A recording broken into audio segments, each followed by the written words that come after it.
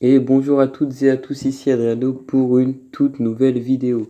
Alors aujourd'hui on va parler des Pokémon chanceux. Alors j'ai un petit peu de retard, mais c'est pas grave, on va quand même en parler. Donc les Pokémon chanceux, ça va être des Pokémon que vous allez obtenir lors des échanges. Avec un ami, un double compte, voilà. Vous faites des échanges et vous avez des probabilités de tomber sur un chanceux. Alors comment augmenter ces probabilités? Il faut échanger des Pokémon assez vieux, enfin le plus vieux possible, et ça augmente vos probabilités. Il y a également le premier échange du jour qui est assez intéressant parce que moi, tous les premiers échanges du jour, à chaque fois, quasiment, j'ai eu un chanceux. Alors c'est peut-être que moi, mais je pense que le premier échange du jour, voilà, il y a une plus forte probabilité d'avoir un Pokémon qui va être chanceux. Donc voilà, essayez quand même toujours d'échanger un vieux Pokémon contre un récent à la limite. Voilà, si vous pouvez en faire deux. Donc après, pour les échanges spéciaux, bien sûr, bon bah c'est vous et votre chance ou faites-le sur 2 jours. Comme ça, voilà, vous avez un Pokémon chanceux, c'est toujours très intéressant. Donc l'intérêt des Pokémon chanceux, ça va vraiment être le coût de poussière. En fait, ça va être 2 fois moins cher qu'un Pokémon normal. Alors, c'est vrai que l'IV n'est pas forcément toujours bon, mais pour le coût de poussière, c'est très rentable. Enfin, moi je trouve ça très rentable parce que vous allez pouvoir monter des Pokémon très rapidement et ils vont être forts. Ils vont être plus forts parce que vu qu'ils vont être plus haut niveau, et bah ils feront plus de DPS qu'un Pokémon qui ne sera pas monté parce que pas chanceux, car il coûte très très cher et ça prend beaucoup plus de temps, enfin 2 fois plus de temps, ce qui est logique. Donc voilà, cette petite partie voilà assez courte sur les Pokémon chanceux, on va pas s'éterniser, c'est pas très compliqué. Vous faites des échanges, vous avez un chanceux ou non, et puis vous le montez si c'est un Pokémon intéressant, comme des Drabi, des Levénard, etc. Donc on a eu l'apparition de la quête Spinda, c'est faire 3 lancers à effet à la suite. Donc c'est une quête assez simple, hein. Ça demande pas vraiment un gros skill pour le faire. Alors Spinda n'a qu'une forme pour le moment, il me semble que c'est la huitième hein, de mémoire. Et voilà, c'est tout. Sur Spinda, il n'y a pas grand chose à dire. Si ce n'est que la quête est un petit peu difficile à trouver. Enfin, moi, voilà. Le premier jour, j'ai quand même eu un peu de mal, j'avais dû aller la chercher un petit peu loin. Mais après, une fois que vous l'avez dans le Pokédex, ça suffit.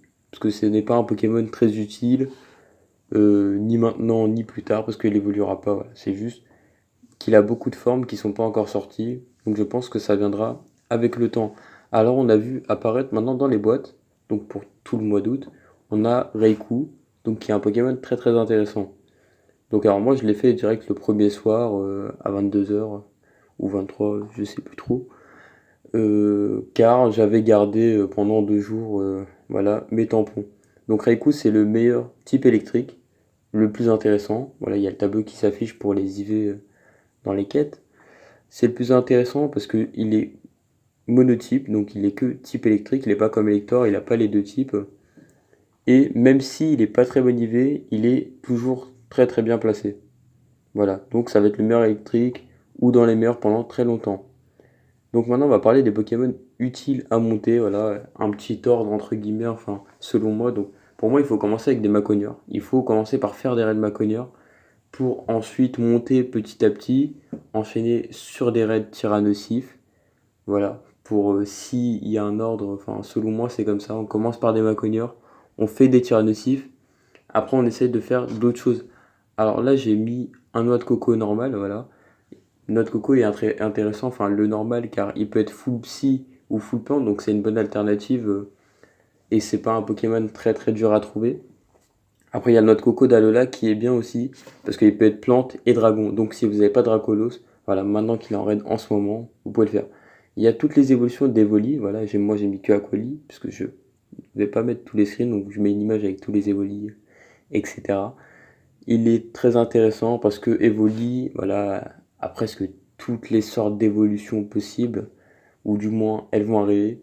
Même si les Pokémon ne sont pas les plus résistants, ils sont vraiment très utiles parce que voilà, ils sont faciles à avoir, surtout en ce moment avec le Community Day.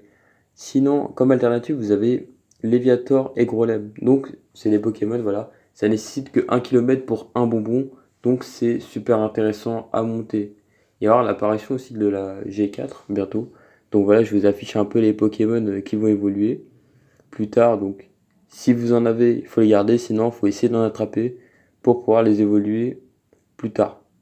Donc voilà, je vous affiche vraiment pour moi les plus intéressants. Alors je ne mets pas tous les Pokémon, il y a peut-être pas toute la liste, parce que je pense que c'est pas intéressant de tous les mettre, il faut juste vraiment axer les bons Pokémon, enfin les Pokémon potentiels qui vont nous être utiles dans le jeu, dans le futur.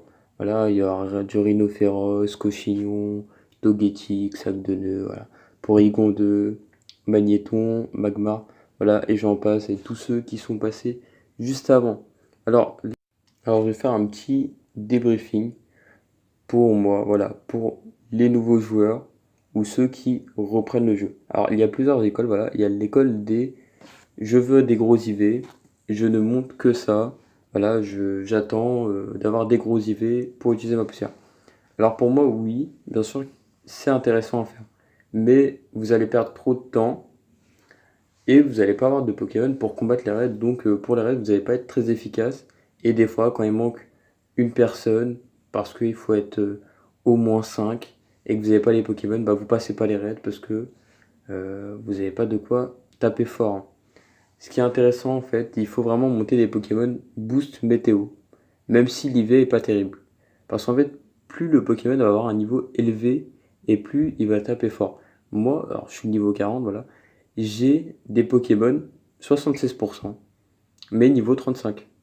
Et ils vont être plus intéressants que mes level 25, 96%. Parce que voilà, c'est le niveau qui joue plus que l'IV lors des combats. Le DPS se base sur le niveau. Donc moi je vous conseille vraiment monter, enfin évoluer des Pokémon boostés par la météo sans utiliser votre poussière. Et après, plus tard dans le jeu, vous pourrez monter progressivement vos gros Pokémon, vos gros IV. Je vous remercie d'avoir regardé cette vidéo et je remercie Practice de m'avoir fait cette nouvelle intro. A très bientôt pour de prochaines vidéos et bonne chasse!